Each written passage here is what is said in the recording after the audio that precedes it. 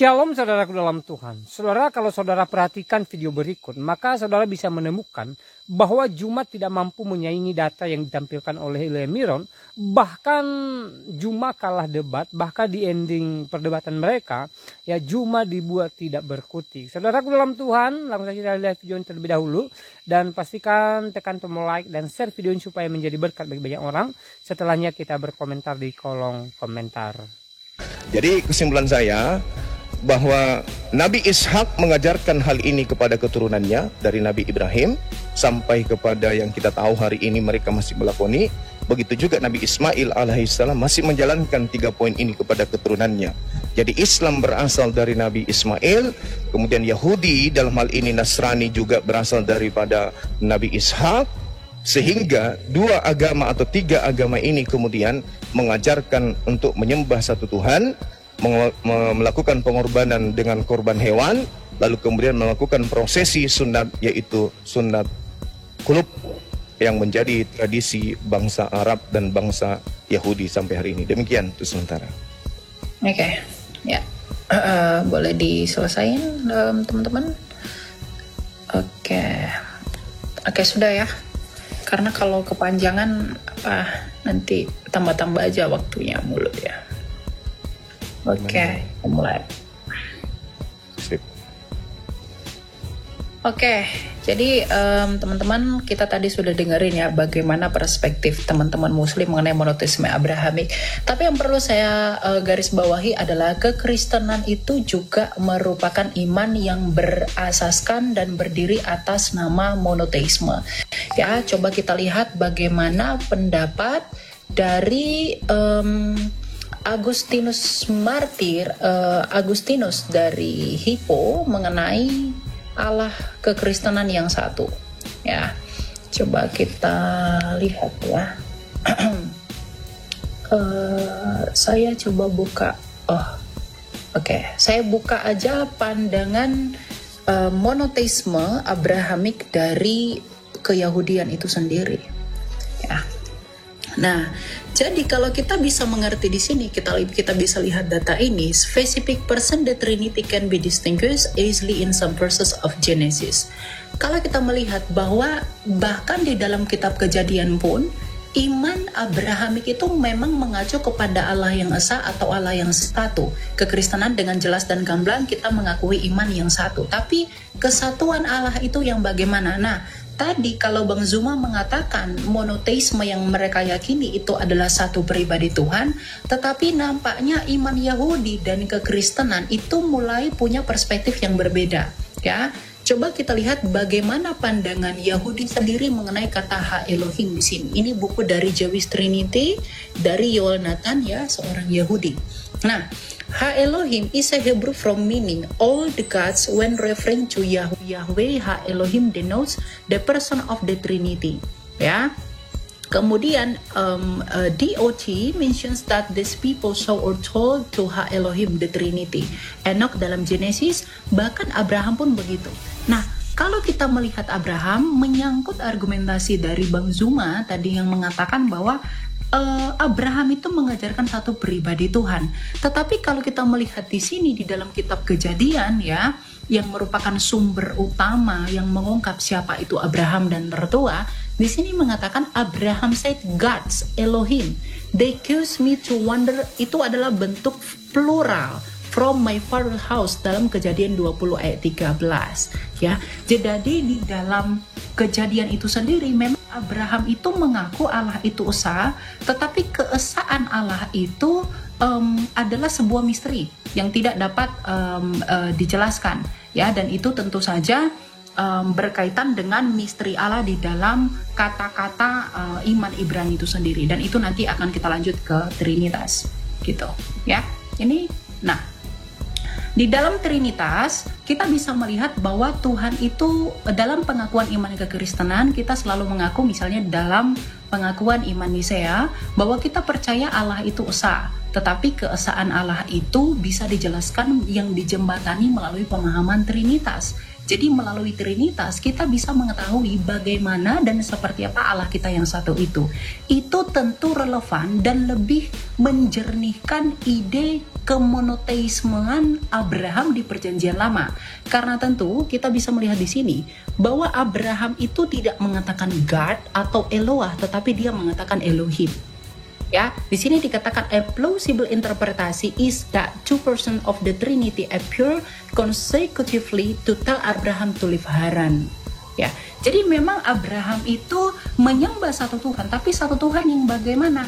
Nah, ternyata itu sudah dijawab di dalam kitab Kejadian, teman-teman. Yang mungkin nanti kita lihat ya, di sini dikatakan gini.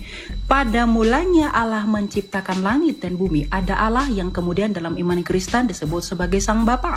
Bumi belum berbentuk dan kosong, gelap gulita meliputi samudra semesta dan roh Allah. Ada roh Allah. Dan kemudian berfirmanlah ada. Jadi ada Allah yang disebut sebagai Sang Bapa, ada rohnya Allah yang kemudian disebut dengan Roh Kudus, dan ada firman Allah sebagai daya cipta Allah. Jadi meskipun Abraham mengajarkan iman monoteisme dan di dalam Perjanjian Lama ide mengenai Trinitas itu sudah ada dan prinsipnya sudah ada, tetapi hanya kekristenan yang secara sempurna mengelaborasi kebagaimanaan Allah itu sesuai dengan sabda Tuhan kita Yesus Kristus dalam Matius 28 ayat 19 yang berkata, baptislah mereka dalam nama Bapa dan Anak dan Roh Kudus. Ya, jadi monoteisme Abraham itu dilanjutkan oleh kekristenan tapi dengan konsep dan pemahaman yang lebih sempurna. Begitu. Ya. Silakan. Masih ada kayaknya waktunya ya? Enggak, sudah. Sudah habis. Ya, silakan. Betul. Oke, baik. Ya. Jadi kalau berbicara mengenai konsep ketuhanan, monoteisme itu tidak akan pernah kemudian berubah menjadi 3 atau berapapun. Yang namanya monoteisme itu segala aspek yang dalam tradisi Yahudi sama seperti di Islam. Beberapa kemudian kajian di Islam, misalnya dalam surat Taha, Allah menerangkan bagaimana dirinya Allahu la ilaha illahu lahu al-asma'ul husna dan seterusnya. Bagaimana kemudian Allah menyatakan diri, Tuhan yang satu ini menyatakan diri dengan berbagai macam-macam sifat yang ada pada dirinya. Dan kita kenal di dalam bahasa Ibrani juga ada Eloah, kemudian ada Elohim, ada Elohai, kemudian ada lagi yang disebut Shaddai, sifat dan seterusnya. Bukan berarti nama-nama ini merujuk kepada berbagai pribadi, membagi diri dan seterusnya. Karena pencipta langit dan bumi namanya monoteisme, berarti dia menganut ajaran satu tauhid. Seperti misalnya ketika kita berbicara mengenai Yod-Heh-Vav-Heh, seperti di dalam kitabnya saudara-saudara kita Yahudi, bagaimana mereka memperkenalkan Ehye atau Yod-Heh-Vav-Heh atau Hasem yang mereka kenal kemudian. Itu tidak merujuk kepada hakikat yang 2 atau 3, tapi merujuk pada satu hakikat saja. Ini yang perlu dipahami.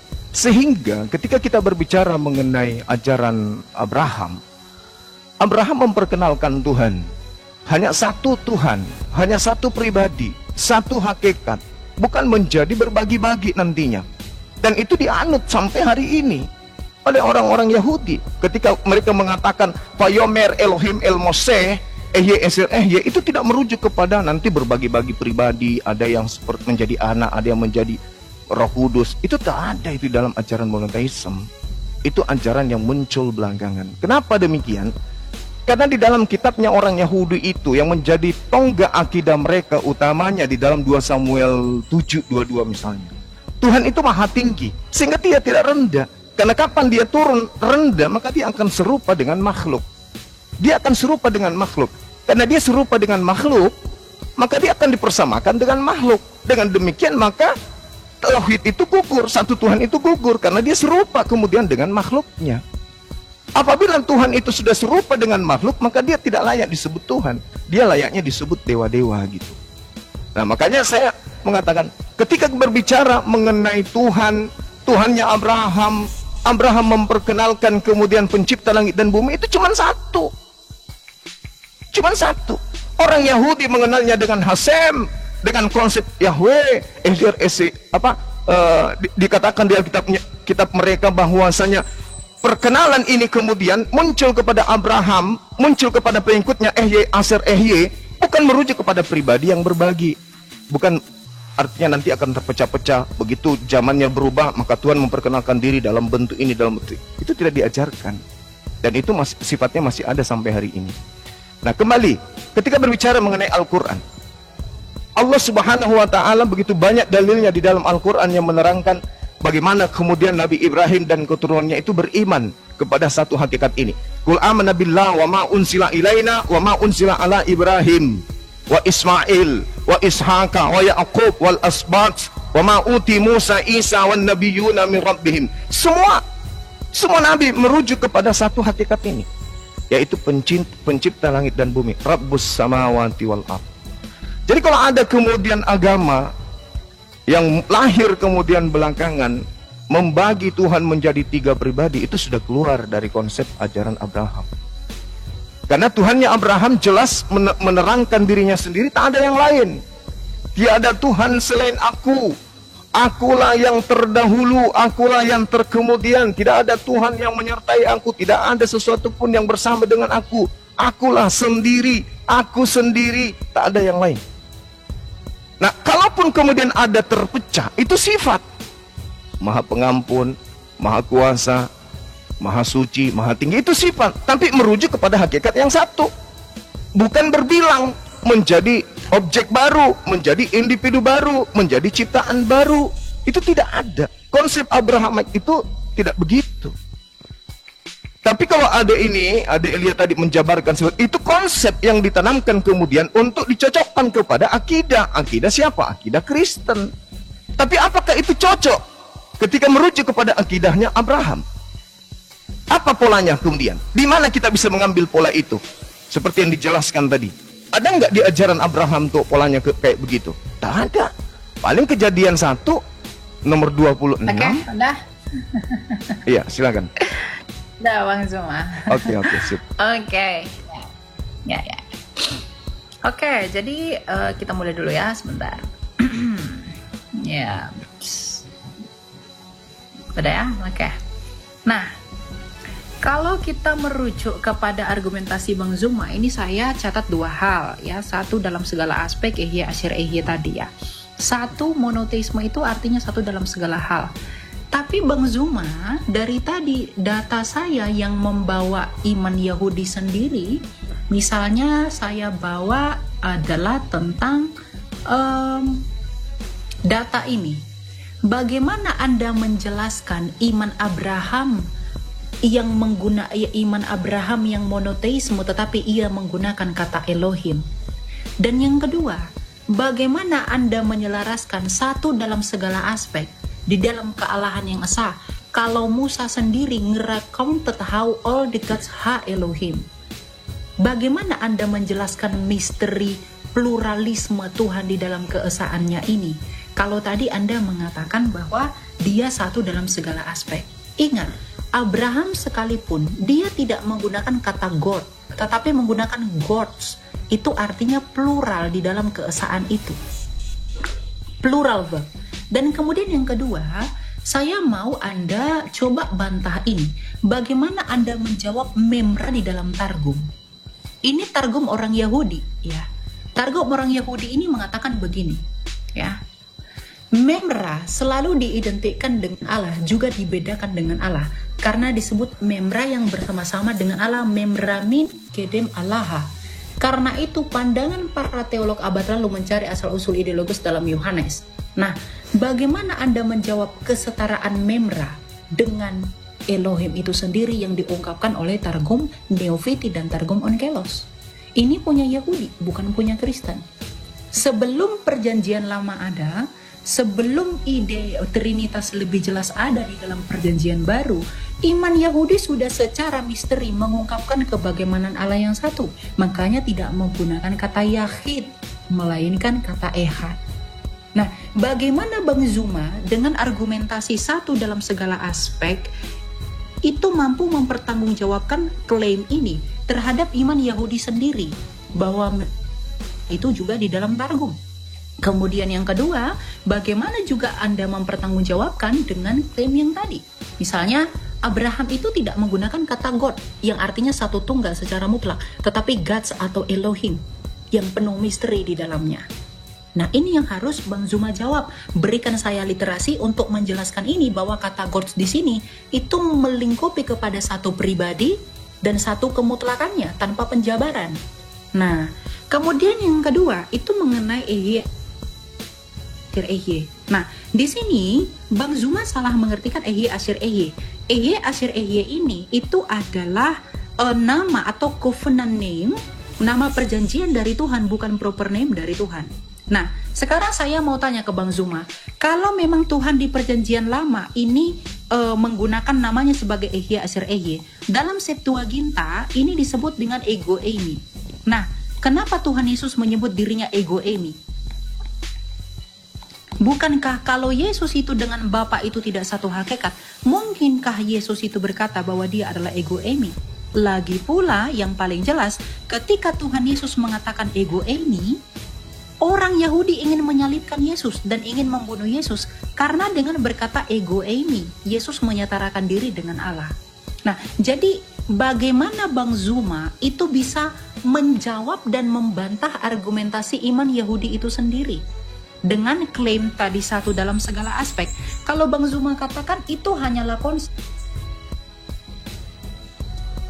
Kalau tadi Bang Zuma katakan itu adalah konsep, tentu itu tidak konsep. Kenapa? Karena sebelum Tertullianus memperkenalkan Trinitas, tadi saya sudah tunjukkan bahwa Trinitas di dalam kitab Kejadian ini sudah dijelaskan dengan gamblang. Nah, jadi saya mau bagaimana Bang Zuma mempertanggungjawabkan monoteisme Abrahamik itu dimutlakkan satu dalam segala aspek, berkaitan dengan klaim Abraham itu tidak menggunakan God tetapi gods dan Elohim. Dan yang kedua, bagaimana Anda menjawab bahwa Ehye Asir Ehye juga ternyata digunakan oleh Tuhan Yesus. Yesus juga menggunakan ungkapan keilahian. Kalau dia tidak sehakikat dengan Bapa, mungkinkah Yesus menggunakan Ehye Asir Ehye yang dalam bahasa Yunani disebut Ego Eimi yang juga dipakai Tuhan? Dan buktinya juga orang Yahudi ingin menyalibkan Yesus dengan menyebutkan Ego Eimi. Begitu. Coba bagaimana penjabarannya? Silakan. Gitu ya. Sudah selesai. Silakan Bang Zuma. Oke.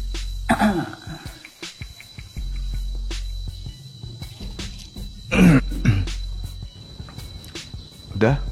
Enggak, silakan. Kok belum ada ya? Tunggu. Ya, silakan. Oke. Jadi kalau hanya berdasarkan ego eimi, Paulus pun mengatakan kata ego eimi. Tergantung konteks. Yesus mengatakan ego eimi bukan berarti dialah Tuhan itu. Dia ditanya tentang siapa yang menyembuhkan, siapa anak tukang kayu, siapa Mesias itu. Ego eimi, akulah dia. Bukan berarti siapa pencipta langit dan bumi itu adalah aku. Tidak. Contoh misalnya, pembulatannya ada dalam 1 Korintus 15 nomor 28. Yang saya katakan tadi, Ehye Asir Ehye. Yesus sebagai apa di sana? Yesus menaklukkan dirinya supaya apa? Mukjizat-mukjizatnya, kekuatan-kekuatannya, semua aspek yang ada pada dirinya kembali kepada Elohim. Tak ada yang lain. Sama seperti ketika di dalam Al-Quran diterangkan dengan sangat jelas bagaimana Allah Subhanahu wa ta'ala, wa ma arsalna min qablika mir rasulin illa nuhi ilaihi annahu la ilaha illa ana fa'buduni. Bukan berarti kami merujuk kepada jamak, dalam arti kata Tuhan itu banyak. Bukan berarti ketika Elohim, kata imbuhan him di situ merujuk kepada banyak, meninggalkan kata Eloah yang tunggal, bukan. Sehingga tidak ada di dalam narasi agama Yahudi perintahnya kemudian sembahlah kami, selalu merujuk sembahlah dia, sembahlah dia, sembahlah dia, atau sembahlah aku. Tidak ada dikatakan sembahlah kami. Tidak ada. Tapi ketika Tuhan menyatakan keagungannya, selalu menggunakan kata jamak itu, Elohim. Nah, yang perlu dipahami kemudian oleh saudara kita ini, oleh adik Elia, di dalam perspektif bahasa Ibrani, dalam bahasa Arab, dalam kaitannya dengan Tuhan, sifat Tuhan atau nama Tuhan itu merujuk kepada apa yang ada pada diri Tuhan. Yahuwahu, dalam bahasa Ibrani, Yodhefafi. Dalam bahasa Ibrani Elohim, dalam bahasa kami bahasa Arab Allahumma. Bukan berarti merujuk kepada Tuhan yang banyak. Ketika dikatakan kemudian Al-Eli, kemudian kami juga menyatakan Ali, Al-Ali, itu merujuk kepada Allah. Eloah merujuk kepada Allah. Kemudian ketika berbicara mengenai Elohai, kami mengatakan ilahi. Kemudian dikatakan Al-Qadir, orang Yahudi menyebutkan Al-Shaddai. Bukan berarti Tuhan itu rame. Ini sifat yang melekat pada diri Tuhan. Jadi kata Elohim itu bukan berarti Tuhan itu jamak, Tuhan itu banyak. Kalau saudara ini membawa orang Yahudi, saya rasa itu hanya perspektif gereja aja. Orang Yahudi hari ini tidak menyembah Tuhan banyak. Shema Israel, Adonai Eloheinu, Adonai Ahad. Kul huwallahu ahad. Di mana Yahudi mengajarkan 3 pribadi Tuhan? Sekte apa lagi itu yang ada di Yahudi mengajarkan 3 Tuhan? Itu hanya pandai-pandaian orang Kristen mengolah data, mengatasnamakan Yahudi, tapi Yahudi tidak mengenal konsep Trinitas, Tritunggal, Trimurti, itu tidak dikenal. Itu pandai-pandaian kalian mengolah data, Tuhan Yahudi itu begini, tidak. Kata Elohim di dalam Islam itu setara dengan kata Allahumma. Bukan berarti Allah itu banyak. Itu sifat keagungan Tuhan menerangkan tentang dirinya. Abraham tidak dibingungkan dengan konsep Tuhan. Satu di antara semua yang ada itu hanya Dia, yaitu hakikat ahad. Wallahu ahad. Dialah Tuhan. Semuanya merujuk kepada hakikat yang satu itu. Tidak bisa lebih. Sementara dalam konsep agama Kristen muncul belakangan niru-niru agama Roma, agama Yunani, agama Hindu, 3. Itu yang perlu dipahami dengan baik. Jadi perspektif apapun yang kemudian dibangun untuk mengatakan ego emi, menyatakan Yesus adalah sehakikat, tidak bisa. Yesus itu makhluk. Yesus mau dikenal makhluk oleh orang-orang yang ada sekitarnya. Dia hanya ingin dikenal sebagai manusia. Ketika di dalam Kisah Para Rasul 22 nomor 8, siapakah engkau? Apakah engkau Tuhan? Yesus menjawab apa? Aku Yesus manusia dari kota Nasaret. Kenapa dia nggak jawab aku Elohim? Karena dia sudah di alam roh, dia sudah di langit, katanya sudah di surga. Harusnya dia menjawab aku adalah Elohim. Tapi apa? Aku manusia. Apa gugur ego emi itu artinya aku manusia, anak Maria tukang kayu, anak si tukang kayu, seorang Mesias yang diurapi, yang diutus sebagai rasul. Bukan berarti ego emi itu merujuk kepada Tuhan itu sendiri. Aniho, tidak. Bukan seperti itu. Tapi kita akui Kristen ini agama dari Roma Yunani yang memang konsep pengajaran dewa-dewa, banyak dewa nusul menjadi manusia. Saya kira begitu. Terima kasih. Silakan. Oke. Kita coba diakhiri Bang Juma. Sudah? Ya? Tunggu. Bukan ya. Sorry, saya baru PK juga ini soalnya. Siap. 2 putaran tadi ya. Ini kedua ya, berarti ya. Kita sisa 3 lagi nanti penutup sekali. Oke, kita mulai.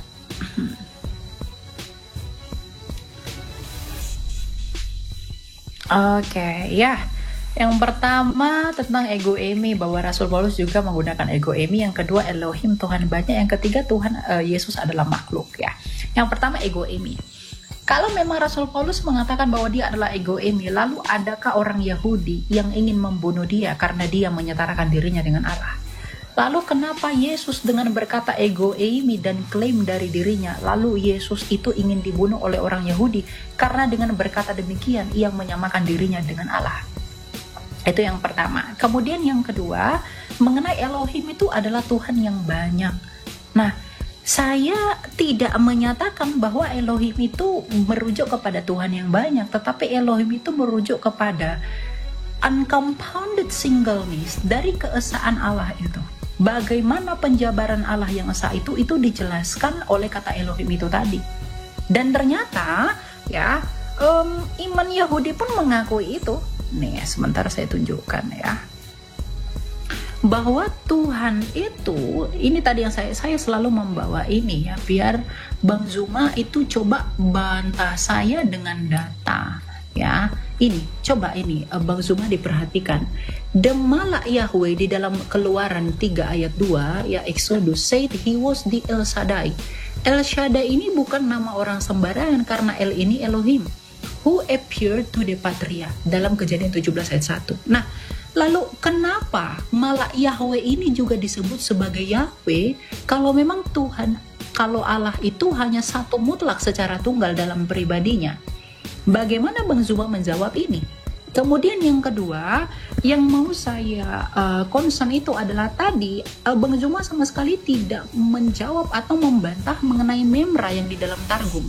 Bang Zuma kalau katakan ini buatan orang Kristen, mohon maaf, Anda boleh cek Targum Neofiti dan juga Targum Onkelos.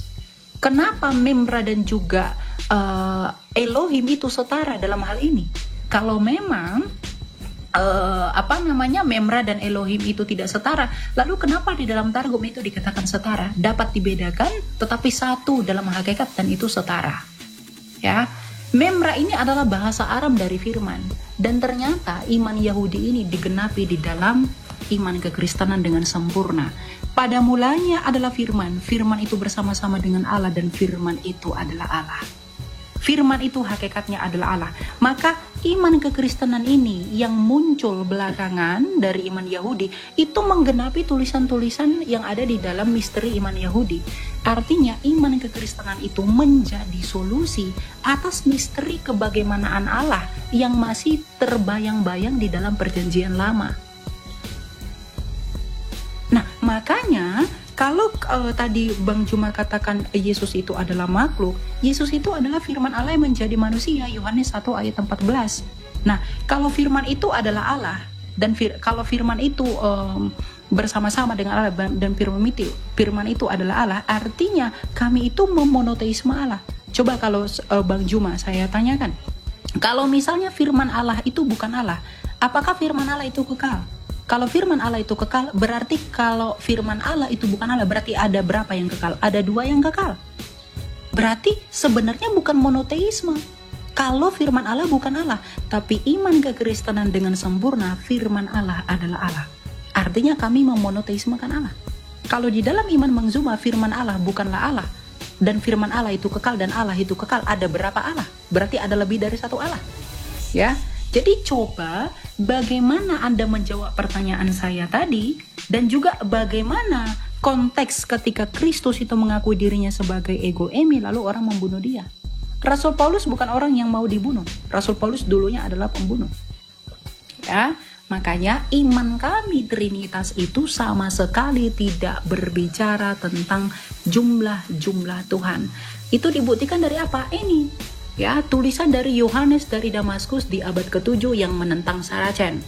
Ya, ini dikatakan the Trinitarian belief of John of Damascus. Yohanes dari Damaskus, faith is the true part of his life work of his founder knowledge, which has written around 743 after day.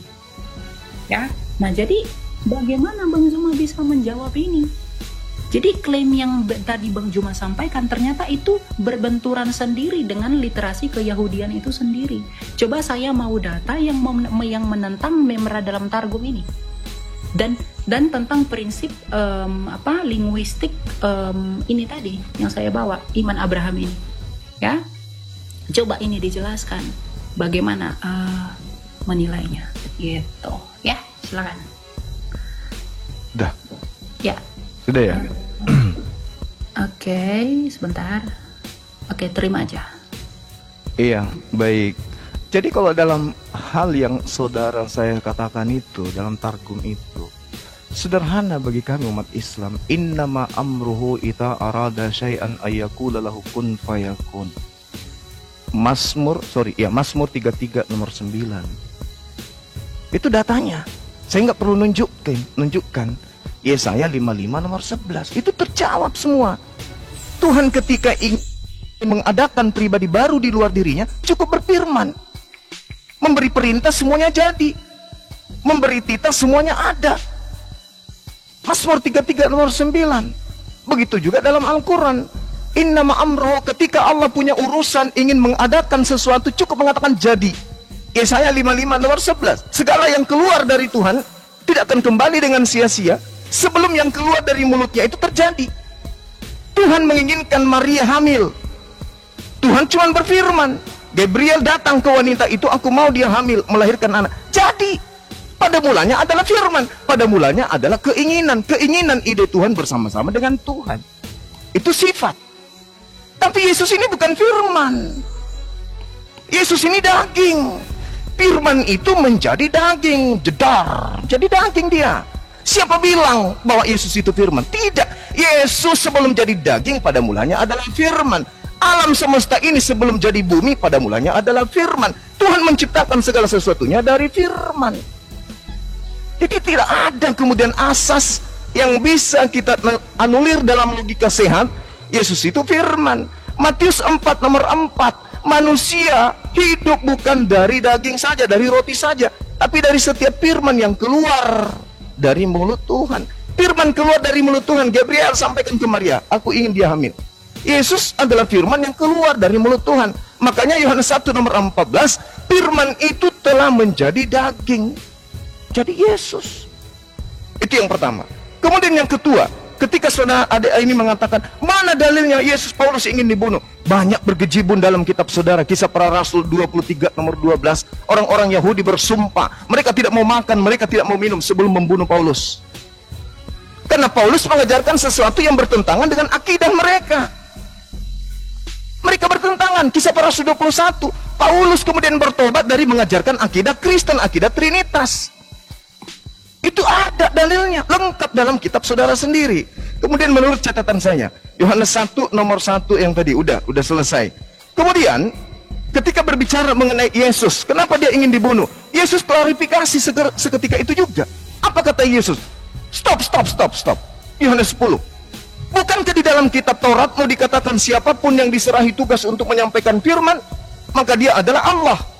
Yesus mengaku Allah karena dia penyampai firman. Bukan berarti Yesus itu adalah Allah itu sendiri. Sehingga ajaran tauhid yang diajarkan oleh Abraham tidak bisa diganggu oleh Kristen.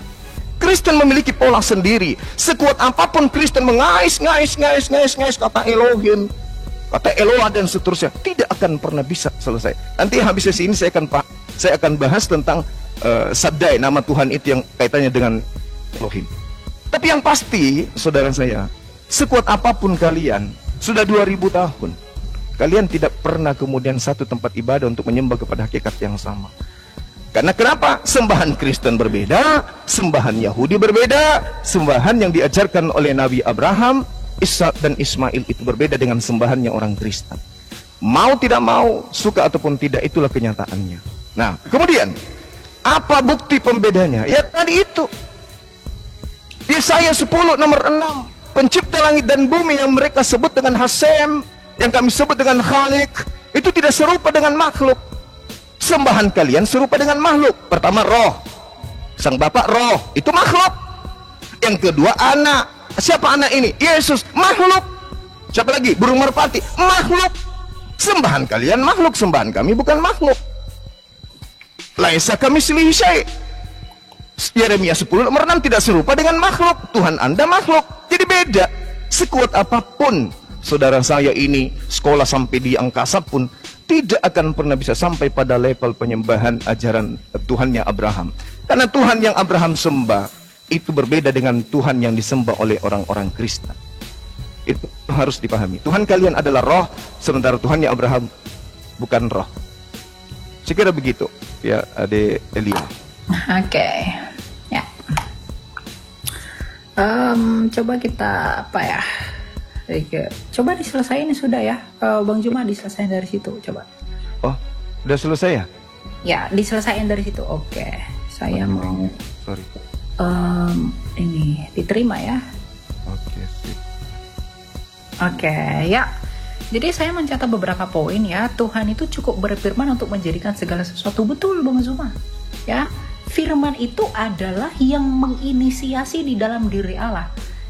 Bang Zuma harus belajar, berfirmanlah Allah. Berfirman itu kata kerja. Kata bendanya adalah firman. Ketika bersepeda, berarti kita bersepeda menggunakan sepeda. Dan ketika berfirmanlah Allah, berarti Allah menggunakan firmannya. Nah, dan firman ini kata benda, itu adalah nomina. Nah, jadi kalau Bang Zuma katakan dia cukup berfirman menjadikan segala sesuatu, betul. Makanya di dalam Yohanes 1 ayat 3, tidak ada segala sesuatu yang diciptakan tanpa firman. Dan Yesus itulah sang firman. Nah yang kedua, kalau Bang Zuma katakan tadi firman itu keinginan, Bang Zuma perlu belajar kaidah bahasa Yunani. Ya, saya pengen tahu itu dapat literasi dari mana. Nih, kata logos, kita studi kata. Pada mulanya adalah firman, firman itu bersama-sama dengan Allah, dan firman itu adalah Allah. In the beginning was the word, and the word is God, and the word was God. Coba lihat di sini menggunakan kata logos. Studi lebih lanjut tentang kata logos. Logos itu nomina, Bang Juma. Ini nomina. Kata benda, artinya kalau Bang Zuma mengatakan firman itu adalah keinginan, itu salah. Logos itu adalah nomina. Bang Zuma belajar dari mana logos itu adalah keinginan. Bedakan kehendak, bedakan logika atau logos. Logos dalam bahasa Yunani, logic dalam bahasa Inggris, logika atau ilmu dalam bahasa Indonesia. Ya, jadi kalau Bang Zuma mengatakan firman itu keinginan, waduh, itu sangat ditentang oleh iman Yahudi dan Kristen, karena menurut studi kata sekalipun firman itu adalah nomina. Ya, coba bantah saya, data saya yang menunjukkan bahwa firman itu adalah keinginan. Coba nanti ditunjukkan kepada saya itu dari mana. Kemudian firman itu menjadi daging. Berarti dia bukan lagi firman, dia menjadi daging. Loh, ketika Bang Zuma percaya firman Allah menjadi kitab yang Bang Zuma sebut dengan Al-Quran, apakah Al-Quran itu tidak lagi adalah firman-Nya Tuhan? Apakah firman Tuhan di dalam kitab itu menjadi hilang karena dia menjadi buku? Kalau di dalam iman Bang Zuma firman menjadi kitab, di dalam iman kami firman menjadi manusia, apa bedanya? Coba nanti Anda sebutkan perbedaannya padahal apa? Gitu ya. Jadi untuk menutup kebingungan, kalau Bang Zuma bilang firman menjadi manusia, itu bingung sekali firman itu. Lalu bagaimana dengan imanmu firman menjadi buku? Itu juga perlu dijawab. Ada dua tugas Bang Zuma di sini. Yang keempat, Yesus penyampai firman. Loh, kalau Yesus penyampai firman, coba lihat dalam Yohanes 8 ayat 24. Ya, apa kata Yesus di sini? Kamu berasal dari bawah, aku dari atas. Kamu dari dunia ini, aku bukan dari dunia ini. Jadi Yesus adalah penyampai firman yang bukan dari dunia ini. Ini ucapan Yesus sendiri. Bagaimana Bang Zuma membantah ucapan Kristus sendiri yang mengatakan bahwa dia datang dari atas? Adakah nabi-nabi yang pernah mengklaim bahwa dia datang dari atas, Bang Zuma? Apakah Elia, Musa, Henok, atau nabi yang manapun mengaku datang dari atas? Coba ini dipertimbangkan, ya. Jadi tugas Bang Zuma itu adalah bagaimana firman itu keinginan menurut studi kata Yunani ini. Coba dijelaskan, saya pengen tahu. Yang kedua, firman itu menjadi daging. Kalau firman menjadi daging, dia kehilangan firman. Lalu bagaimana dengan firman menjadi buku? Apakah dia kehilangan firman di dalam kitab itu? Yang ketiga, Yesus menyampai firman. Yang keempat, roh itu adalah makhluk. Kalau roh itu adalah makhluk, Yesus berkata Allah itu roh. Apakah Allah itu makhluk menurut Yesus? Apakah Anda menganggap Yesus itu sesat? Kalau Anda menganggap Yesus itu sesat, lalu kenapa Anda menggunakan perkataan Yesus untuk menentang argumentasi saya? Yesus sendiri yang mengatakan Allah itu roh. Dan kalau Anda tidak percaya, berarti Anda mengatakan Allah itu adalah makhluk. Dan Anda di satu sisi menggunakan ucapan Yesus untuk membantah saya, tapi Anda sendiri juga membantah ucapan Yesus. Bagaimana Anda menjelaskan ketimpangan pemahaman Anda tentang klaim Anda ini? Ya, coba dijelaskan. Dari mana firman itu keinginan menurut studi kata tadi? Lalu firman menjadi daging, bagaimana dengan iman Anda? Firman menjadi buku. Apakah dia kehilangan firman? Yang ketiga, Yesus penyampai firman. Penyampai firman yang datang dari atas dan bukan dari dunia. Dan roh itu adalah makhluk. Berarti Yesus berbohong. Tapi kenapa Anda menggunakan ucapan Yesus untuk membantah saya? Begitu. Ya, silakan. Oke, baik. Ya, makin lucu ini. Ya, sesi saya boleh deh di-klik atau gimana? Oh ya, oke, bentar. Saya terima di sini. Ya. Ya, silakan. Nah, jadi yang pertama, Yesus mengklaim dia dari surga. 1 Korintus 15:48. Makhluk-makhluk surgawi sama seperti Yesus yang berasal dari surga. Gugur. Jamak. Makhluk dikatakan di sana dalam bahasa Yunaninya koikos. Choikos. Makhluk-makhluk berasal dari surga sama seperti Yesus yang berasal dari, gugur dia di situ. Kemudian catatan saya ada beberapa hal. Firman jadi buku. Siapa bilang firman jadi buku? Tak ada. Tak ada Konsep di Islam firman jadi buku tak ada. Yang ada kalam dibukukan, kalam disatukan dalam sebuah buku. Dan kalam itu bukan buku. Buku itu ciptaan, kertas dan tinta. Nih, ini ciptaan. Firman menjadi daging. Siapa bilang firman jadi daging? Maksudnya firman Allah kepada Maria agar Maria melahirkan seorang anak. Firman itu mewujud sesuai dengan kehendak Elohim, dia jadi daging. Jadi firman daging. Apa buktinya? Yesus masih menerima firman. Segala firman yang engkau berikan kepadaku telah aku sampaikan kepada mereka. Yohanes 17:8, Yohanes 12:49, lebih sadis lagi. Aku tidak berkata-kata dari diriku sendiri. Loh, katanya kamu firman. Yang dikatakan firman, kun, jadi, maka jadi. Mazmur 33 nomor 9, memberi perintah, maka semuanya ada. Yesus, aku tidak dapat berbuat apa-apa dari diriku sendiri. Gugur lagi. Gugur.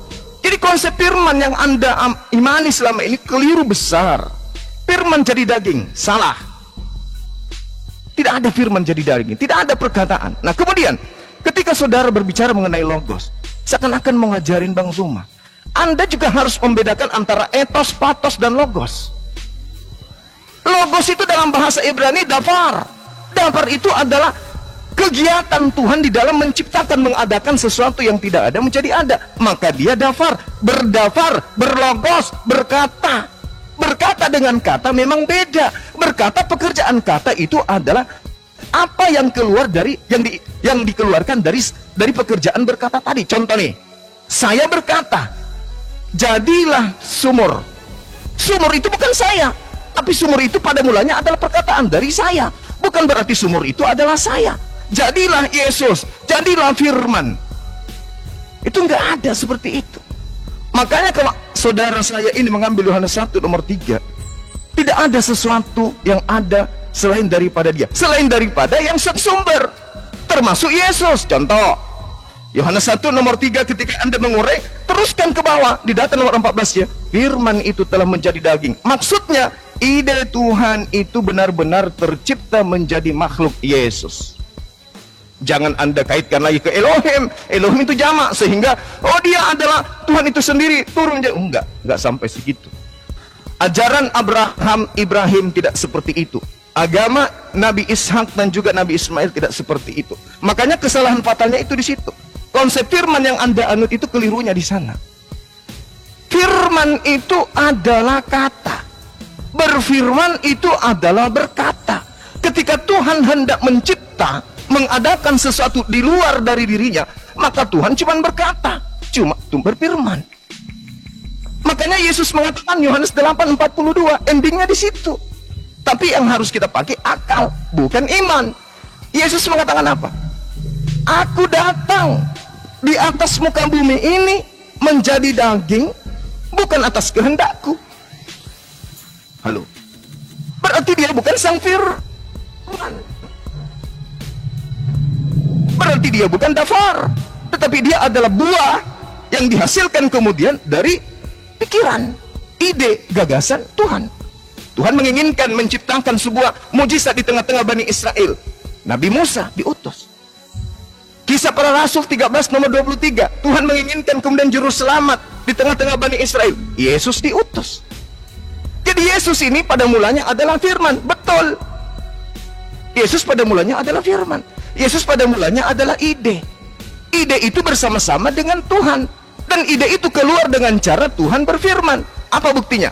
Gabriel pada bulan ke-6 datang menyampaikan firman itu kepada Maria. Tuhan yang Maha Tinggi menginginkan engkau hamil. Hamil dia. Jadi Yesus pada mulanya adalah firman. Firman itu bersama-sama dengan Tuhan. Dan firman itu telah menjadi daging. SARS. Sudah menjadi makhluk hidup bernama Yesus. Makanya Yesus bukan Tuhan, bukan Elohim, tetapi manusia 100%. Demikian, silakan. Oke. Saya ini coba akhir dulu, Bang Juma. Sorry. Iya. Sudah? Ya, sudah. Sebentar ya. Ya. Oke, yang pertama Yesus menyampaikan firman. Tadi Bang Zuma katakan, inilah makanya perlunya Bang Zuma dengan kerendahan hati saya mengajak Anda untuk belajar lebih dalam lagi ya. tadi kita berkata Yesus adalah Logos. Nah, coba kita analisa kata Yohanes 17 ayat 8. Di sini Bang Zuma mungkin tidak tahu dan belum belajar masalah firman ya. Di sini coba kita lihat, sebab segala firman yang kau sampaikan kepadaku. Nah, firman di sini, firman yang didapat Yesus dari Bapa, itu bahasa Yunaninya apa? Firman di sini remata, rema, bukan logos. Jadi bedakan ya Bang Zuma ya antara rema dan logos. Dan Yesus itu adalah, nih kita lihat di dalam ini tadi di dalam nih, pada mulanya adalah firman. Firman itu bersama-sama dengan Allah. Coba lihat dalam Yunaninya, dalam naskah Textus Receptus, logos. Jadi Bang Zuma pun lagi dan lagi masih gagal. Yesus menyampaikan firman, yang disampaikan itu bukan logos, tapi yang disampaikan itu adalah rema. Nah, yang kedua, perkataan saya itu bukan saya. Tadi Bang Zuma mengatakan begitu menyangkut Yesus sebagai ide ilahi. Nah, lalu yang menjadi pertanyaan saya, bukankah idenya Bang Zuma itu lahir dari Bang Zuma?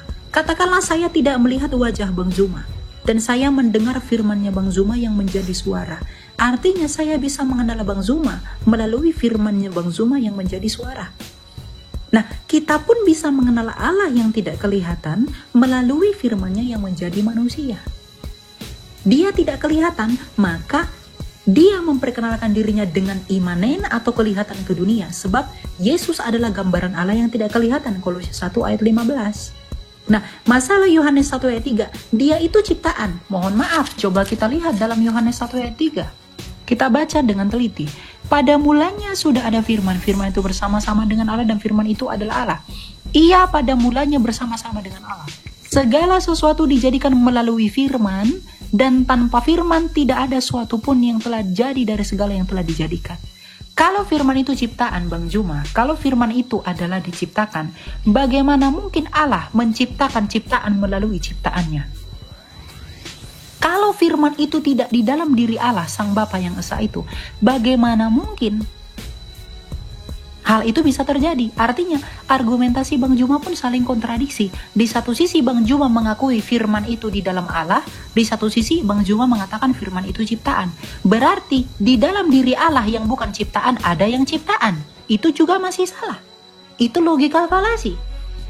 Bagaimana Bang Zuma menjelaskan kesalahan itu? Ya, jadi kalau firman itu Bang Zuma katakan adalah ciptaan, berarti di dalam diri Allah. Tadi Bang Zuma mengakui ya bahwa ide itu keluar dari Bapa, ide itu keluar dari Allah.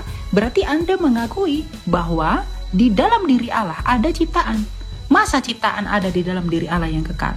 Dan ketika firman itu menjadi manusia, Bang Zuma perlu tahu dia tidak bertransubstansiasi. Yang tadinya Allah berubah menjadi manusia. Seperti nasi menjadi bubur. Ada bubur, nasinya tidak ada. Bukan begitu. Tapi dia dalam hakikat keilahiannya, dia menambahkan kodrat manusia. Sama seperti Bang Zuma tadi, kalam yang dibukukan. Oke, kami pun bisa mengatakan kalam yang dimanusiakan. Tidak ada yang salah. Karena dia menjadi itu bukan berubah substansi Bang Zuma, tetapi dia itu menjadi menambahkan kodrat. Jadi kalau Bang Zuma mengatakan kami tidak mengimani itu, kalam itu menjadi kalam itu dibukukan, kami pun berkata kalam itu dimanusiakan. Ya. Jadi dari tadi argumentasi saya yang bertabrakan, argumentasi Bang Zuma yang bertabrakan tetap dibantah dengan argumentasi juga yang belum jelas. Coba tadi dari studi kata logos di sini, ya. Di atas ini kata logos nomina. Bagaimana mungkin Anda mengatakan ini keinginan? Mohon maaf, Bang Zuma belajar bahasa Yunani dari mana? Di sumber literasi Yunani mana logos itu adalah keinginan? Kalau itu keinginan Bang Zuma, berarti itu akan bertabrakan dengan itu sebagai ide ilahi yang di dalam. Ya. Jadi Yesus itu adalah firman Allah dan dia kekal di dalam diri Allah, maka itu adalah Allah. Itulah monoteisme yang sejati yang menjelaskan kebagaimanaan Allah yang esa itu. Ya, gitu. Coba dibantah dulu dengan data ya. Ya, silakan Bang Zuma. Mohon tidak nelpon dulu teman-teman. Oke. Iya. Ini Gimana? kenapa ya? Gimana dek? Saya masuk ke sesi berapa ini? Kenapa ya ini saya tunggu sebentar. Ada masalah di apa?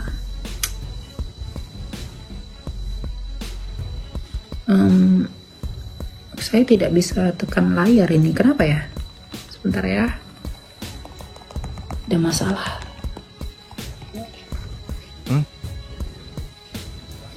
Sebentar ya. Oh gitu. Jadi sesi keberapa ini? Ini mau penutup kayaknya. Bentar. Kenapa ya layar saya? Bentar ya. Jadi masih Ini bisa. kalau saya keluar itu bakal end nggak dianya? Enggak ya? Coba bicara dulu sama admin saya. Kalau dia end, soalnya layar saya tuh kenapa ini mungkin verifikasi Iya, ya? kita nunggu yang 1 menit 53 detik ini, Kak. Nanti baru dilanjutkan lagi untuk Enggak, maksud saya itu adalah layarnya saya ini tidak bisa ditekan. saya juga. Jadi kita tunggu selesai ini yang putaran kemana? Layarnya Bang Zuma juga nggak bisa ditekan ya? Iya benar. Kita Oh ya selesaikan sudah, aja di ya 1 udah menit. ditunggu aja kalau gitu. Baik. Ya oke. Ya udah, kita tunggu aja ya. Ini apa nanti bisa? Oke. Gitu ya. Jadi itu poin-poin yang saya mau highlight dari poinnya Bang Zuma tadi. Ya, biar jangan blunder. Oke. Ya. Saya sebenarnya penasaran ya bagaimana Bang Zuma itu mengatakan itu keinginan dari studi kata Yunani. Coba nanti saya pengen tahu ya. Itu bagaimana? Iya, jadi kalau berbicara mengenai logos, rema, logos itu merujuk pada sifat yang melekat, kemampuan daya cipta Tapi yang ini ada pada nomina dirinya. Bang. Dia bukan akusatif atau datif atau genitif. Terus kalau rema, Kalau rema itu juga coba kita lihat ya. Saya buka di sini ya. itu dia. Jadi pembedanya itu cuma di situ antara rema, logos itu di situ. Coba lihat Bang. Di sini rema itu juga nomina, tapi dia Nah, itu dia, dalam makanya. pengertian Perkataan, Bukan. ucapan, ya, lisan. Nah, kalau logos, ya, betul. Kalau logos itu yang mendasari perkataan itu, yang menyebabkan perkataan itulah itu yang ada. saya katakan sifat tadi. Itu adalah Itulah yang saya logos. katakan sifat. Jadi ibaratkan mulut, itulah mulut. Sementara rema itulah yang keluar dari mulut.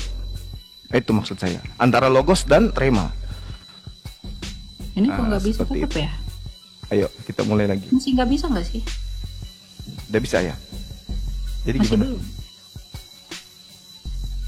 Oh. Layarnya juga ketutupan. Sebentar. Kalau saya turun dulu gimana ya? Tinggal diterima, Dek. Udah Iya, kayaknya bikin. Ini Gimana ya? Ini sesi belum ya? oke. Sebentar Bang. Ada apa ini masalah itu tadi? Oke. Lanjutlah. Mulai. Oke. Ya, Iya. lanjut. Jadi ada hal yang menarik dari ungkapan terakhir tadi dari Delia yang mengatakan bahwa Tuhan menambahkan. Nah, di sini sebenarnya inilah kehadiran Kristen itu di situ. Jadi ajaran Abrahamik ini, ajaran tauhid ini itu kemudian ditambahkan dengan konsep Tuhan menambahkan kodrat manusia. Nah, pada saat Tuhan menambahkan kodrat manusia inilah jatuhnya kepada ciptaan. Kemanusiaan ini ciptaan. Makanya dikatakan firman, logos, sifat yang ada pada diri Tuhan, ide, gagasan, keinginan Tuhan yang ada pada diri Tuhan, daya cipta, daya penciptaan yang ada pada diri Tuhan itu, Tuhan aktualisasikan dalam bentuk perkataan. Maka dia berkata, keluar dari sifatnya, logosnya yang melekat pada diri Tuhan itu, kemudian dia mengatakan, aku hendak menciptakan makhluk bernama Yesus dari seorang wanita perawan bernama Maria. Itu logos, sifat yang melekat pada diri Tuhan. Sifat ini kemudian terrealisasi dengan rema, dengan dia berfirman. Maka malaikat Gabriel menyampaikan kepada Maria, terrealisasilah apa yang ada. Begitu daging ini jadi manusia karena dia dikasih roh, kemudian Dia menerima rema, dia menerima kehendak firman Tuhan. Makanya ketika Yohanes 17:8 saudara tunjukkan kata itu memang betul. Yesus menerima rema. Oke. Yesus menerima perkataan. Yes. Jadi Sang Logos menitipkan kemudian rema, ucapan kepada sang perantara, yaitu Yesus yang adalah makhluk. Itu tidak salah di sana. Itu tidak keliru. Yang jadi permasalahan kemudian adalah ketika Yesus ini yang adalah makhluk, yang berasal dari sifat Allah yang adalah Logos yang melekat pada diri Allah, kemudian menerima rema, dianggap sebagai Tuhan itu sendiri. Sehingga ada konsep menambahkan kodrat daging. Daging ini ciptaan. Apa mungkin Tuhan menambahkan ciptaan pada dirinya dan ciptaan itu kemudian menjadi Tuhan juga? Ya tidak mungkin lah. Itu konsep para dewa. Kalau dewa-dewa Roma Yunani, iya. Makanya muncul kata Theos. Theos itu dewa. Dewa nuzul menjadi manusia, mengambil daging menjadi setengah dewa, setengah manusia. Itu betul. Tapi kalau dikatakan kemudian pencipta langit dan bumi yang dikenal dengan sebutan Hasem, menambahkan pribadi baru dalam bentuk daging, oh itu nggak ada. Di ajaran Nabi Ibrahim, Abrahamaik itu nggak ada yang kayak gitu. Itu murni dari ajaran Kristen aja yang bikin. Makanya konsep Logos ini dalam hal ini adalah pada mulanya adalah firman-firman ini menjadi daging, itu hanya ada di Kristen. Yohanes 1 ini nggak diimani oleh orang-orang Yahudi. Karena itu sangat mengganggu ajaran tauhid mereka, mengganggu ajaran yang diajarkan oleh Nabi Abraham atau kakek mereka. Ini yang perlu dipahami. Sehingga ketika kita gulirkan permasalahan, kodrat yang ditambahkan pada diri Tuhan ini apakah ciptaan atau pencipta? Nah, itu masalah di situ. Ketika saudara mengatakan menambahkan kodrat manusia, pertanyaannya, jasadnya, dagingnya, berupa kaki, tangan, semua yang ada pada diri, ini ciptaan atau pencipta? Siapa yang kemudian mengadakan sesuatu yang tidak ada menjadi ada? Maria tadinya tidak punya anak, tiba-tiba muncul bayi. Siapa yang menciptakan bayi imut ini? Karena ini adalah hal yang ditambah-tambahkan kemudian, sehingga Yesus mendapatkan posisi dari Trinitas ini. Yesus jadi bagian, dagingnya jadi bagian, jadi Tuhan. Sehingga kata Elohim dimaknai jamak, Tuhan itu banyak. Nah sekarang permasalahannya muncul ketika Tuhan menambahkan kodrat manusia, daging, darah, kulit, tulang, rambut, kuku. Ini apa? Ciptaan atau bukan? Karena dia adalah hal baru. Anak Maria ini adalah hal baru. Maria tadi yang tidak memiliki anak, tiba-tiba menjadi anak. Nah inilah kemudian yang perlu dipahami oleh saudara-saudara Kristen, bahwa batilnya konsep Trinitas itu nyata terlihat dengan adanya penambahan pribadi Tuhan yang merupakan manusia. Gambarannya Kolose 2:9, Filipi 2 nomor 6 sampai nomor 8. Tuhannya Bani Israel mengambil daging manusia. Apakah daging ini ciptaan? Nah itu masalah besar. Demikian. Oke, berarti nanti ini saya dulu, baru nanti setelah saya Bang Juma tutup, saya juga tutup ya. Sudah 5 soalnya. Oke. Betul ya? Oke, ya. Oke, saya harap teman-teman dapat manfaat ya dari apa yang kita sampaikan. Jadi teman-teman, kesimpulan itu tetap ada di dalam penonton ya. Kita itu diskusi saja by data, dan Anda yang menimbang sendiri saja gitu. Oke, kita lihat. Oh, sebentar. Dikirim deh kayak tadi. Oke, ya. Oke. Sudah? Yes. Oke, ya. Puji Tuhan ya. Nah, yang pertama saya mau bantah yang pertama ya. Bang Juma mengatakan itu adalah buatan Kristen. Ya, Bang Juma mungkin akan mengatakan itu buatan Kristen karena dari tadi Bang Juma belum mampu membantah ini. Memra dalam Targum. Bang Zuma, kalau memang firman itu menjadi manusia itu ide Kristen, di dalam iman Yahudi memra itu menjadi mal'ah Yahweh di dalam data ini. Nih, Bang Zuma. Malak Yahweh dalam Exodus, dia menjadi teofani. Memra itu menjadi teofani. Dan memra itu juga disembah. Artinya ide firman Allah menjadi manusia itu bukan punya Kristen doang, tapi Yahudi juga mengakui itu. Malah Yahweh, memra dalam Targum tadi. Ya, saya tidak heran mungkin tadi Bang Zuma tidak mengatakan itu tidak ada, karena belum menjawab ketimpangan dalam argumentasi ini. Ini belum dibantah sama sekali. Ini punya Yahudi, ya. Nah, kemudian yang kedua itu adalah logos itu sifat. Nah, kalau logos itu adalah sifat, saya ingin ajak Bang Zuma berbicara lebih jauh. Bagaimana mungkin sifat itu adalah nomina, Bang Zuma? Sifat itu adalah adjektiva, bukan nomina. Adjektif, cantik, manis, lucu, itu sifat. Itu adjektiva. Tapi logos ini nomina, nominatif. Apakah Bang Zuma itu mau mengubah yang nomina dalam dalam pemahaman Yunani itu menjadi adjektiva? Makanya dari tadi saya pengen Bang Zuma itu sebenarnya tunjukin kepada saya di mana data yang menunjukkan logos itu adalah adjektiva. Saya pengen tahu. Saya sudah menunjukkan literasi saya, logos itu adalah nominatif. Bentuk genitifnya logo, bentuk akusatifnya logon, bentuk datifnya logo. Jamaknya pun, nominatifnya pun menyerap kata tunggalnya logoi. Sama seperti theos menjadi theoi. Ya, theos itu nomina dan nominatif jamaknya adalah theoi.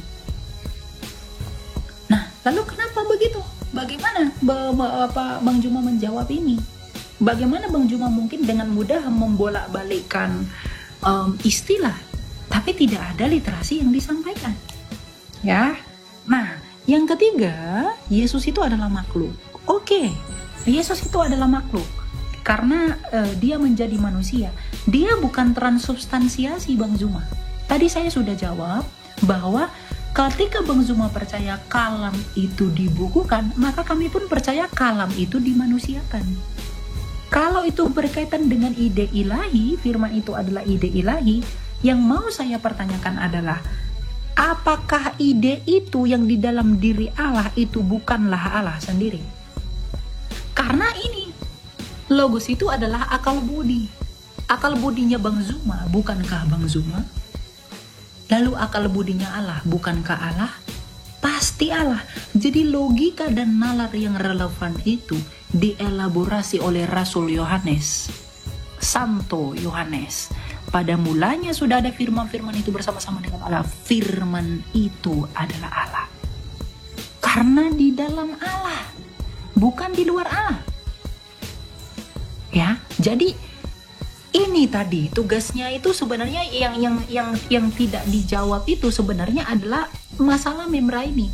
Bang Zuma itu mengatakan itu buatan Kristen, firman menjadi manusia. Lalu bagaimana? Memra ini lebih parah loh. Memra itu menjadi Mal'ah Adonai loh. Mal'ah. Ini dalam Jewish Trinity Yuval Nathan. Ini boleh nanti dicari. Menjadi Tefani. Nih. Apa bedanya? Bah, di sini coba lihat. According to the Malachi directions, nothing won't do but works new as Yahweh have to identify the Father in Genesis. Only the post-Sinaitic Yahweh's narrator dan Musa knew that the Son and the Spirit were Yahweh. Jadi Musa pun di dalam bukunya Yoel Nathan ini, Bang Zuma, ya, dalam iman Yahudi, Musa pun mengetahui bahwa putra dan roh itu adalah Yahweh. Bagaimana ini? Ini tidak dibantah dari tadi, saya nunggu bantahan ini. Dan ini, bagaimana Anda membalikkan nomina itu menjadi adjektiva? Begitu ya. Jadi persoalannya kiranya tidak selesai karena itu tidak terjawab ya, literasinya. Ya, silakan Bung Zuma. Oke, baik. Jadi ini closing ya?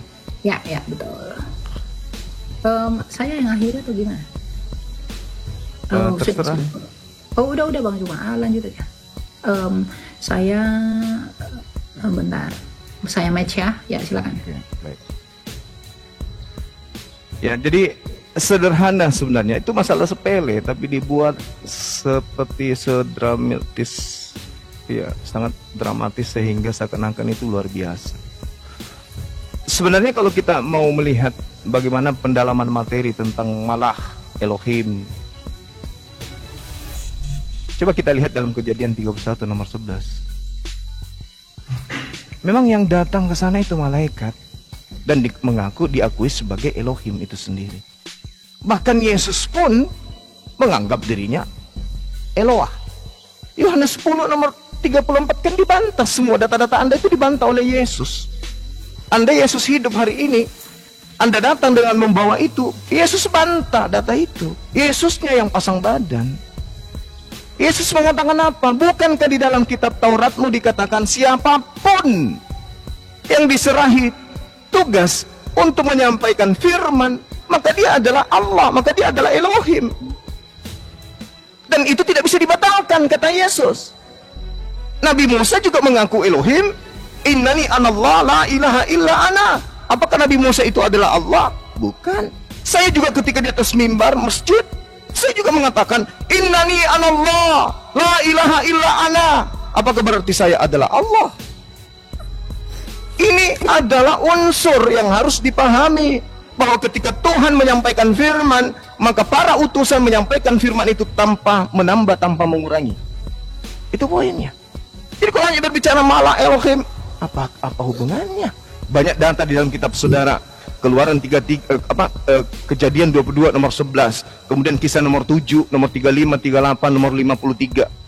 Lalu kemudian Kisah Para Rasul 10 nomor 4. Semua kemudian mengatakan malah Elohim, mengaku sebagai Elohim. Nah, kemudian konsepnya yang datang kepada Nabi Musa, kita lihat di dalam misalnya Kisah Para Rasul 7, untuk membantah iman orang Kristen bahwa Nabi Musa bertemu dengan Tuhan.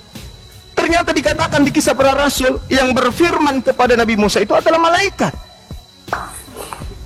Musa ini yang telah mereka tolak dengan mengatakan, siapa yang mengangkat engkau menjadi pemimpin dan hakim?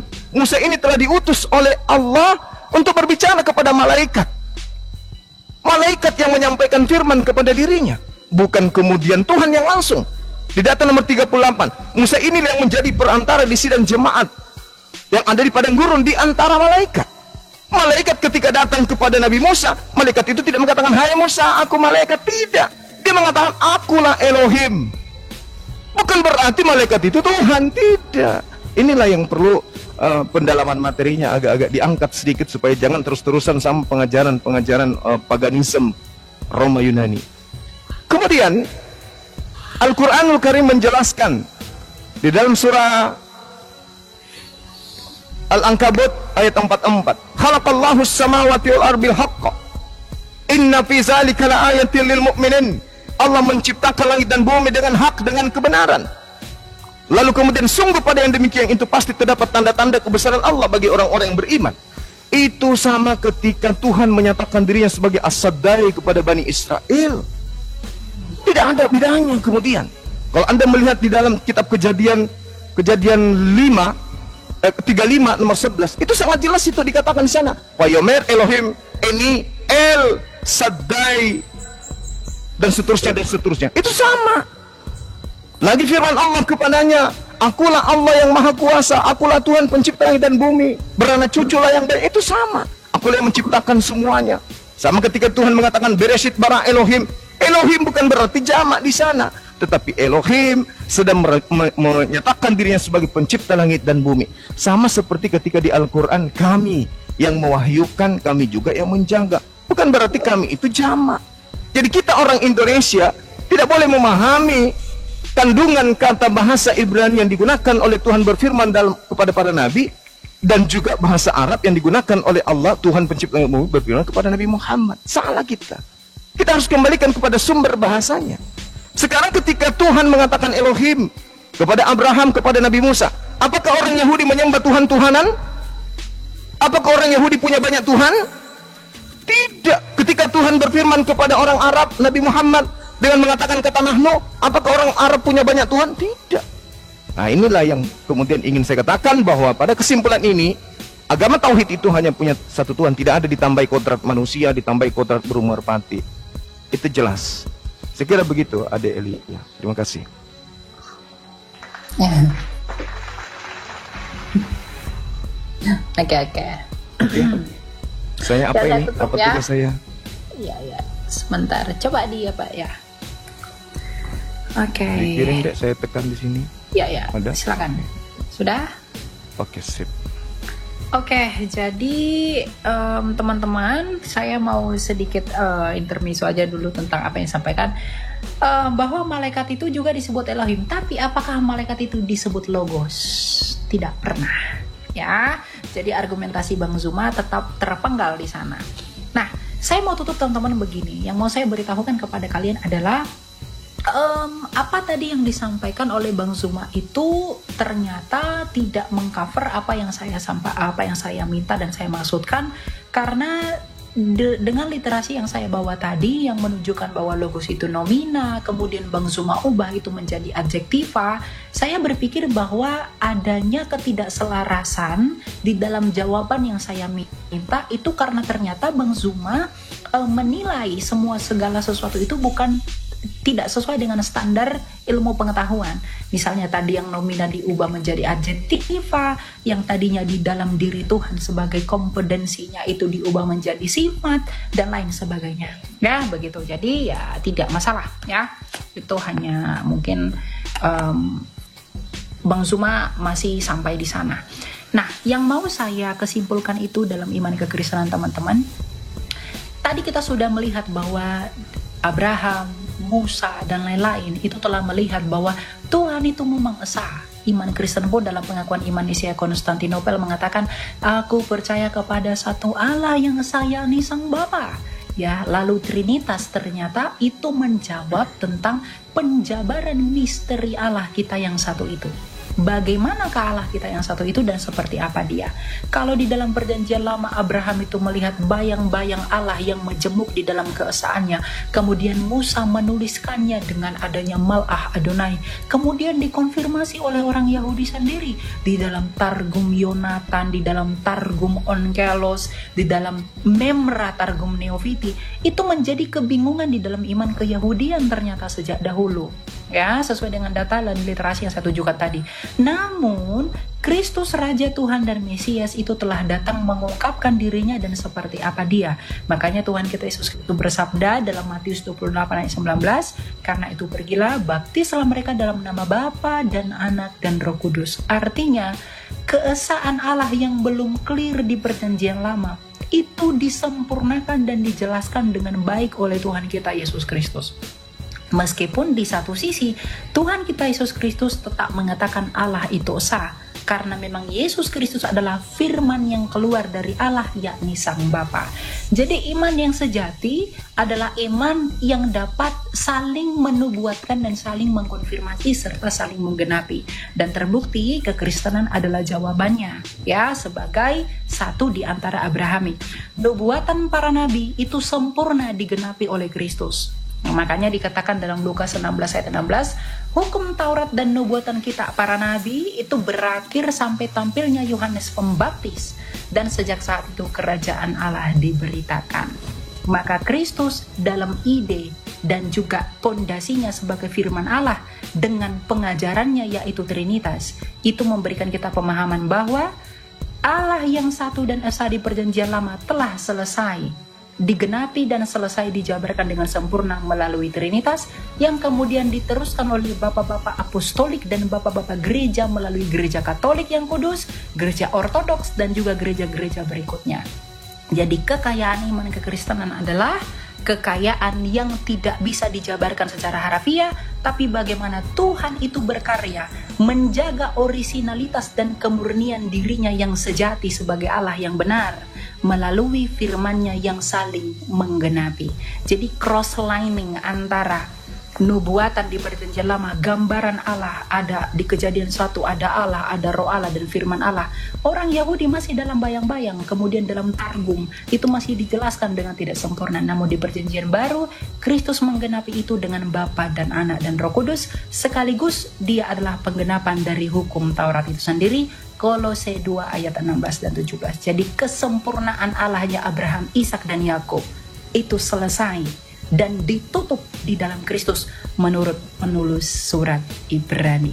Jadi keselamatan hanya ada di dalam yang benar, dan keselamatan hanya ada di dalam Kristus yang mengaku sebagai akulah jalan, kebenaran, dan hidup. Tujuan kita untuk hidup bukan untuk mati, jadi percaya dan datanglah kepada Kristus yang memiliki hidup.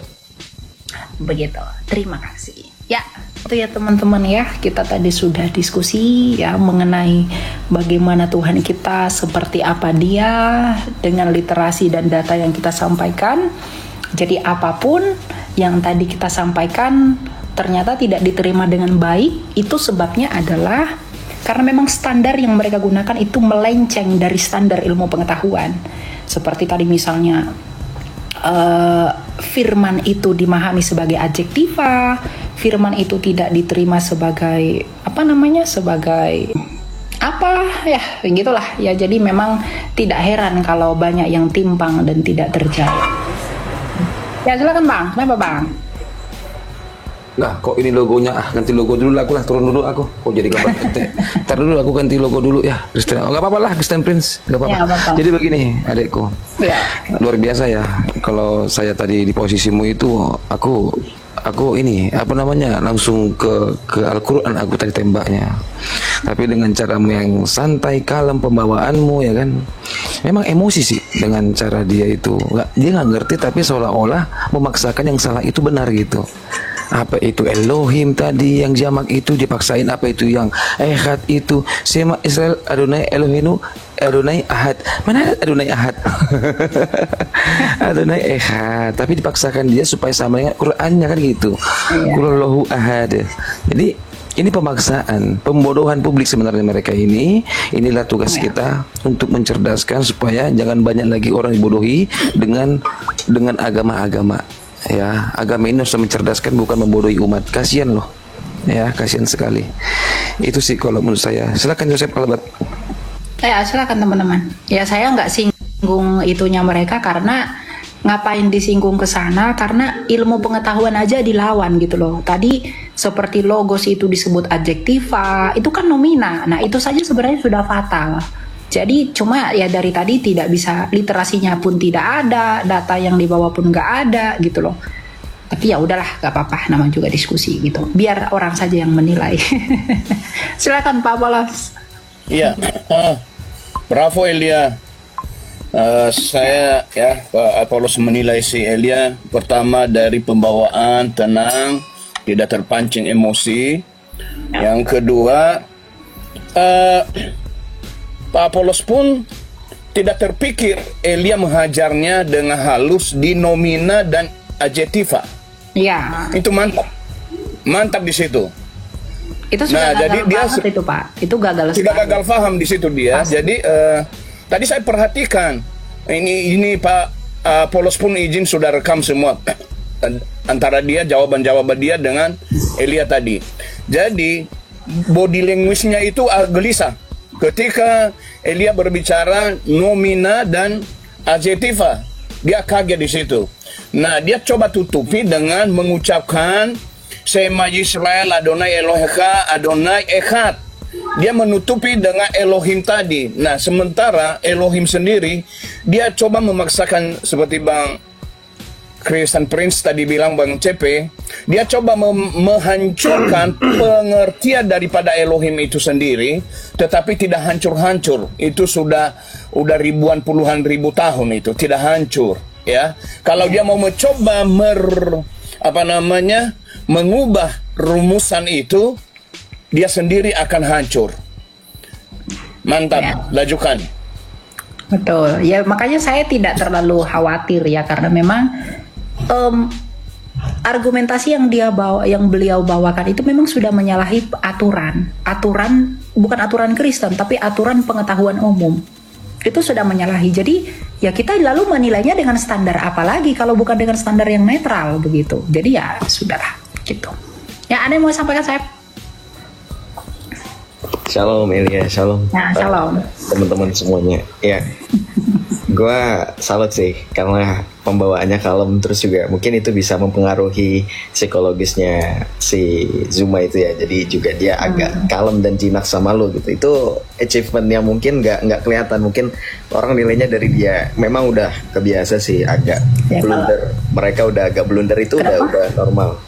Iya, mereka blunder itu udah agak normal kan. Emang itu tabiat mereka. Tapi yang gue lihat tuh lu bawa ke ranah diskusi yang bikin dia tuh nggak harus menggunakan congornya yang terlalu kencang, itu udah bagus banget. Dan juga argumentasi yang lu pakai juga bagus banget gitu. Keep it up lah pokoknya. Thank you udah mempertanggungjawabkan iman kekristenan. Itu aja sih. Ya. Itu tugas kita semua. Sebenarnya tujuan saya itu adalah kan beliau itu selalu salah paham dengan logos tadi dan firman itu. Sejak lama udah saya perhatikan. Nah, saya mau terima diskusi bahas khusus itu biar mereka itu terbuka pikirannya. Kalau ternyata persepsi mereka itu salah tentang firman itu, tentang logos itu, yang mereka selama ini pikirkan itu salah. Jadi saya pengennya itu dan berharapnya itu mereka terbuka lah. Kalaupun tidak mengimani tapi tidak salah paham gitu loh. Ya, tapi kalau ada pun yang mau mengikuti Yesus ya nggak apa-apa, puji Tuhan. Gitu. Silakan Eten. Kenapa Eten? Oke, puji Tuhan. Iya, dan teman-teman, saya mengikuti agak cukup lama tadi berdiskusinya, dan awalnya memang agak gemes ya melihat si Bang Zuma ini, kayak Kak Elia membahas apa, bahasnya apa, dan dia ulang-ulang terus. Dan puji Tuhannya kalau di Mobile Legends yang namanya Sefek tuh, Elia pakai data normatif sama Objectiva itu. Dibahas oleh Zuma dan Elia Miron di video tadi. Mereka membahas tentang agama Kristen sebagai agama Abrahamik, dan saudara dalam Tuhan, ya, Zuma berusaha membuktikan kalau Kristen ini bukan agama Abraham atau agama keturunan Abraham gitu loh. Tetapi semua data dan dalil yang dia sampaikan dibantah dan dipatahkan oleh Elia Miron, dan sebaliknya Elia Miron menjelaskan bahwa Kristen adalah agama Abrahamik. Itu tercatat dalam Alkitab atau silsilahnya kita bisa paham di dalam Alkitab, dan itu jelas saudara dalam Tuhan. Apa yang disampaikan oleh Elia Miron merupakan pesan daripada Alkitab atau sesuai dengan apa yang dicatat dalam Alkitab. Kalau kita perhatikan catatan Alkitab, maka kita bisa menemukan bagaimana Kristen ini ya bermula dari agama atau dari perjanjian lama, ya, agama Yahudi, dan di dalamnya tertulis sejarah tokoh-tokoh Alkitab, termasuk di dalamnya Abraham, ya. Dan kalau kita menarik benang merah dari Abraham ke Yesus Kristus, maka itu jelas saudara dalam Tuhan bahwa Yesus Kristus secara manusia adalah garis keturunan Abraham, ya. Misalnya itu tertulis dalam Injil Matius pasal 1, itu sangat jelas sekali, ya, silsilahnya sangat jelas. Jadi bisa disimpulkan bahwa agama Kristen adalah agama Abrahamik. Dari Abraham ke Yesus Kristus, baru pengajaran daripada Yesus Kristus diikuti dan diimani oleh umat Kristen sebagai firman Tuhan, dan ini berkesinambungan, ya, dan ini berhubungan satu dengan yang lain, antara perjanjian lama dengan perjanjian baru, antara garis keturunan Abraham dengan kekristenan, itu tidak bisa dipisahkan. Jadi saudaraku dalam Tuhan, apa yang disampaikan oleh Zuma terbantahkan, terpatahkan, dan dalam hal ini Elia Miron sudah menyampaikan kebenaran Alkitab, ya. Semoga iman kita semakin kuat, semakin teguh dengan penjelasan hambanya Elia Miron. Saya percaya bahwa, ya, dengan penjelasan hambanya Elia Miron kita dikuatkan, ya, iman kita diteguhkan, kita semakin mengerti bahwa Kristen merupakan agama Abrahamik, di mana Abraham, ya, punya garis keturunan dengan Yesus, dan orang Kristen adalah pengikut daripada Yesus Kristus. Dan sekali lagi, semua ini berkesinambungan, ya, antara perjanjian lama dengan perjanjian baru, antara Abraham dengan iman Kristen. Nah, saudara dalam Tuhan, kalau kita melihat narasi-narasi yang dibangun oleh Zuma, sebenarnya seperti yang sering saya sampaikan, dia hanya sedang berasumsi, bukan sedang menyatakan kebenaran. Karena kalaupun kemudian dia mengutip ayat Alkitab untuk mendukung argumentasinya, maka penafsirannya terhadap ayat Alkitab itu, ya, salah dan ngawur. Dia tidak mengerti Alkitab, dia tidak paham tentang Alkitab. Bagaimana dia menjelaskan Alkitab dengan baik? Orang Kristen saja, bahkan seorang pendeta, belum tentu, ya, mampu menguasai seluruh Alkitab. Apalagi dengan Zuma yang tidak pernah belajar Alkitab, yang hanya membaca Alkitab tanpa mengetahui penafsirannya dengan baik. tanpa menafsirkan Alkitab dari latar belakangnya, tujuan ayat itu dicatat, siapa yang mencatat, dan lain sebagainya. Juma tidak memperhatikan hal itu, sehingga penafsiran Juma bisa dikatakan selalu saja ngambang, selalu saja ngaur, dan selalu saja tidak sesuai dengan apa yang dipesankan oleh Alkitab, ya. Dan kita bersyukur hari-hari ini, ya, Tuhan memakai hamba-hambanya untuk meneluskan pernyataan mereka yang membahas Alkitab tetapi tidak mengerti Alkitab, sehingga iman kita semakin kuat, semakin tangguh dengan penjelasan hambanya Elia Miron dan juga hamba-hamba Tuhan yang lain yang memberitakan Injil kebenaran Kristus, sehingga saudara dalam Tuhan, ya, kita tidak mudah goyah, ya, karena hari-hari ini kalau kita tidak hati-hati ada saja yang menggoyahkan iman kita, ya. Tetapi dengan adanya hamba-hamba Tuhan yang luar biasa, yang dahsyat, yang dipakai oleh Tuhan dalam pelayanan, maka saya percaya bahwa iman kita tidak tergoyahkan, iman kita tetap kokoh di dalam Tuhan Yesus Kristus. Dalam hal ini juga kita berdoa buat para apologet Kristen, buat Elia Miron dan hamba-hamba Tuhan lainnya yang melayani di gereja, bahkan melalui media juga, supaya mereka dipakai oleh Tuhan dalam pelayanan, sehingga melalui pelayanan mereka banyak jiwa-jiwa yang kemudian dituai untuk kemuliaan nama Tuhan Yesus Kristus. Nah, saudara dalam Tuhan, selebihnya seperti apa tanggapan saudara atau komentar saudara, silahkan tulis di kolom komentar. Tuliskan komentar yang baik, yang positif, terutama komentar-komentar yang membangun, yang memuliakan Tuhan, dan yang memberkati kita sekalian. Nah, saudara dalam Tuhan, di kesempatan ini juga saya kembali ingatkan kita supaya kita tetap semangat menjalani hari-hari kita. Apapun yang kita alami saat ini, apapun yang sedang diperhadapkan dengan kita, mari kita tetap semangat menjalani hari-hari kita, dan mari kita tetap berjiwa optimis bahwa yang terbaik menjadi bagian kita ketika kita berserah kepada Tuhan, ketika kita mengandalkan Tuhan, ketika kita percayakan kehidupan kita kepada Tuhan. Hal yang terpenting adalah kita percayakan kehidupan kita kepada Tuhan, kita percayakan segala persoalan kita kepada Tuhan, dan percaya bahwa pertolongan Tuhan indah pada waktunya di setiap kehidupan kita. Nah, saudaraku dalam Tuhan, saya secara pribadi tidak terlalu panjang lebar menyampaikan pesan melalui video ini. Semoga video singkat ini memberkati kita, menguatkan iman kita, membuat kita bersuka cita, membuat iman kita semakin teguh di dalam Tuhan.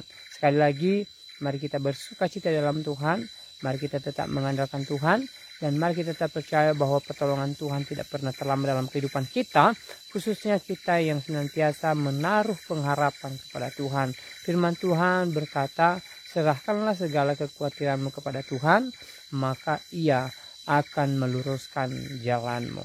Carilah dahulu kerajaan Allah dan kebenarannya, maka semuanya itu akan ditambahkan kepadamu. Nah, saudara dalam Tuhan, mari kita tetap dalam Tuhan, mari kita percayakan kehidupan kita dan percaya bahwa anugerah Tuhan senantiasa nyata bagi setiap kita. Kiranya video singkat ini memberkati kita dan Tuhan Yesus memberkati kita semua. Shalom.